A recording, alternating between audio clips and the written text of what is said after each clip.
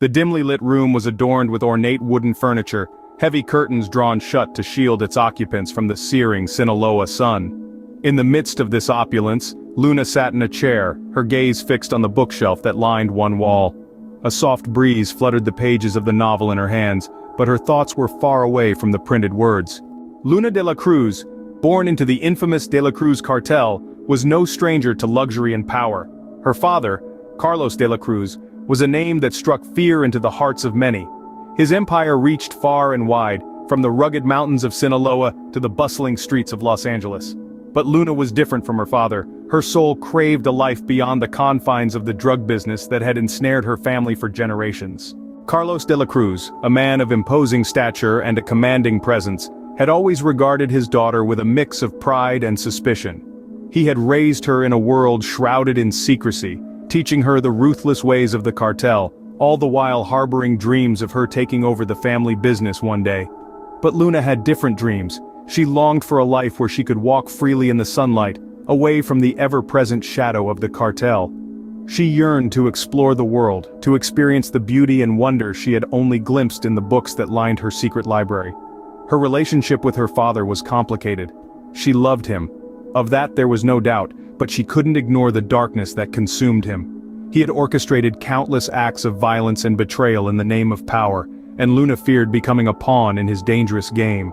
Then, one fateful day, the news of her father's death sent shockwaves through the De La Cruz compound. He had been found lifeless in his study, surrounded by the symbols of his wealth and authority. The drug lord had met a sudden and mysterious end, leaving behind a power vacuum that threatened to engulf the entire cartel. For Luna, the news was both a relief and a curse. She was now the heir to her father's empire, thrust into a world of bloodshed and betrayal. The weight of her father's legacy hung heavy on her shoulders, and she knew that her life was about to take a treacherous turn. As she stood in the dim room, Luna felt the weight of her past and the uncertainty of her future pressing upon her. The story of the new Queen of the South was about to unfold, and Luna de la Cruz would have to navigate the treacherous waters of her father's empire to find her own path in a world of shadows. In the wake of her father's death, Luna was thrust into a world of chaos and uncertainty. As she stood at the helm of the De La Cruz cartel, she couldn't help but feel the weight of her newfound responsibility. The mansion that had once felt like a gilded cage now seemed like a fortress of danger. Luna's initial reaction was hesitation. She was acutely aware of the brutality that defined her father's rule, and she loathed the thought of continuing down the same path. Her dreams of a different life, one filled with art, culture, and freedom, clashed with the reality of her inherited empire. Yet Luna also understood that she had a duty to her family and her father's memory. The cartel was like an insidious vine that had taken root in her life, and she couldn't simply cut it away. With a heavy heart and a sense of duty, Luna made the decision to carry on her father's legacy, but she vowed to do it her way. Assembling a team of trusted advisors and enforcers became her first order of business. Luna knew that she couldn't navigate the treacherous world of drug trafficking on her own. She called upon those within the cartel who had shown loyalty to her father, and, by extension, to her. Among them was Diego, a cunning strategist who had always been by her father's side. He became her most trusted confidant. Luna's team included Alejandro, a charismatic negotiator skilled at brokering deals with rival cartels, Sofia, a hacker with a penchant for uncovering secrets, and Rafael, a fearsome enforcer known for his unwavering loyalty. Together, they formed a formidable inner circle that would help Luna manage the complex operations of the cartel. Yet, Luna struggled to balance her desire for a normal life with her responsibilities as the cartel's new leader was unrelenting. She longed for the simple pleasures she had glimpsed in the books that lined her secret library, a life far removed from the violence and deception that had come to define her world. Late at night, when the mansion was cloaked in silence, Luna would sneak into her hidden sanctuary. There, surrounded by the musty scent of old books, she would lose herself in literature and dream of a life untainted by her family's legacy. It was in these quiet moments that Luna found solace, but she knew that the outside world would never allow her the luxury of such escapism for long. Balancing her dual identity as the reluctant heiress of a drug empire and a young woman yearning for a different life was a constant battle. Luna had embarked on a perilous journey, and the road ahead was fraught with danger and uncertainty.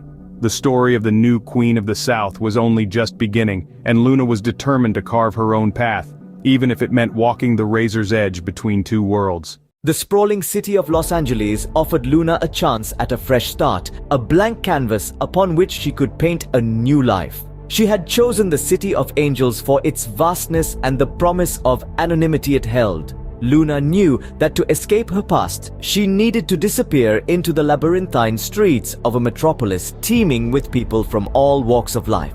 With a few carefully packed bags and a modest amount of money, Luna left behind the mansion that had once been her prison. The De La Cruz compound in Sinaloa now felt like a distant nightmare, and she was determined never to look back. Los Angeles, with its diverse neighborhoods and hidden corners, beckoned her with the allure of reinvention. In her new life, Luna needed a new identity, one that bore no connection to the infamous De La Cruz cartel. She had already assembled a team of loyal advisors and enforcers, and together they set about the task of erasing her past. Her raven black hair was dyed a subtle chestnut brown, and her striking features were concealed behind a pair of unassuming glasses. Luna transformed into Maria Hernandez, a name that would allow her to blend into the bustling city. However, even as Luna became Maria, she couldn't entirely shed the weight of her past. The news of her father's death had reverberated through the criminal underworld, and whispers of the De La Cruz cartel's uncertain future reached even the far corners of Los Angeles. Luna knew she needed to remain vigilant and keep her true identity hidden at all costs. Luna's early days in Los Angeles were marked by a profound sense of disorientation. The cacophony of traffic, the diversity of cultures, and the dizzying pace of life were a stark contrast to the silence and isolation of the De La Cruz compound. Maria Hernandez was just another phase in the crowd, but she was also a stranger in a strange land. To make ends meet, Luna secured a job at a small, independent bookstore.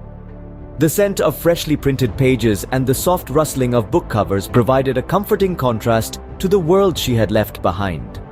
It was in this tranquil environment that Luna found some semblance of peace. Yet, even as she attempted to blend into the rhythms of city life, Luna couldn't escape the occasional pang of homesickness. Memories of her family and the familiar sights of Sinaloa haunted her dreams. Los Angeles was both a refuge and a battleground, a place where she could escape her past but where the past could also catch up with her. As Luna grappled with the challenges of adapting to her new environment, she knew that the road ahead would be fraught with danger and uncertainty. But she was determined to forge a new path, to create a future that was entirely her own. In Los Angeles, Luna would find not only a new beginning, but also the strength to confront the shadows of her past and emerge stronger than ever before. Luna, now operating under the alias Maria Hernandez, knew that she couldn't completely sever her ties to the drug trade. The De La Cruz cartel's reach extended far beyond Sinaloa, and Los Angeles was a prime territory for expansion. With her trusted advisors by her side, Luna began the arduous task of building her drug empire in the heart of California. Her initial efforts focused on establishing distribution networks and securing reliable suppliers. Luna leveraged her family's contacts to form alliances with local distributors, ensuring a steady flow of narcotics into the city. Her strategic mind, honed during her upbringing, allowed her to navigate the intricate web of the Los Angeles drug trade. As Luna's empire grew, she understood that survival in this new terrain required more than just brute force. She began forging alliances with other criminal organizations operating in Los Angeles, carefully selecting partners who could provide protection. One of Luna's key alliances was with the Delgado cartel, a formidable force known for their ruthlessness. Through skillful negotiation and mutual interests, she solidified a partnership that extended her reach and influence in the region. Luna's ability to build alliances quickly became one of her defining strengths, earning her a reputation as a shrewd and diplomatic leader. However, forging alliances in the criminal underworld came with its own set of challenges. Loyalties were fragile, and betrayal was always a lurking threat. Luna had to balance her newfound relationships carefully, ensuring that her partners knew she was not to be underestimated, while also maintaining a facade of cooperation. In Los Angeles, Luna confronted the complexities of drug trafficking in a new city. The territory was fiercely competitive, with rival cartels and criminal organizations vying for control. The constant threat of law enforcement added another layer of danger to her operations. Luna's leadership was tested daily as she navigated these treacherous waters. She relied on her advisors and enforcers, each of whom brought unique skills to the table. Alejandro's negotiation tactics helped her secure crucial deals, while Sofia's technological prowess protected the cartel's secrets from prying eyes. The city's diverse neighborhoods presented both opportunities and challenges. Luna learned to adapt her strategies to suit the different communities and cultures that comprised Los Angeles. Her empire expanded from the glitzy streets of Hollywood to the gritty neighborhoods of South Central, all while evading the watchful gaze of law enforcement. With each success, Luna's confidence in her abilities grew. She was no longer the reluctant heiress. She was a formidable queenpin in her own right. The story of the new Queen of the South was far from over, and Luna's journey through the complex world of drug trafficking in Los Angeles was fraught with twists. Luna, now operating under the alias Maria Hernandez, knew that she couldn't completely sever her ties to the drug trade. The De La Cruz cartel's reach extended far beyond Sinaloa, and Los Angeles was a prime territory for expansion. With her trusted advisors by her side, Luna began the arduous task of building her drug empire in the heart of California. Her initial efforts focused on establishing distribution networks and securing reliable suppliers. Luna leveraged her family's contacts to form alliances with local distributors, ensuring a steady flow of narcotics into the city. Her strategic mind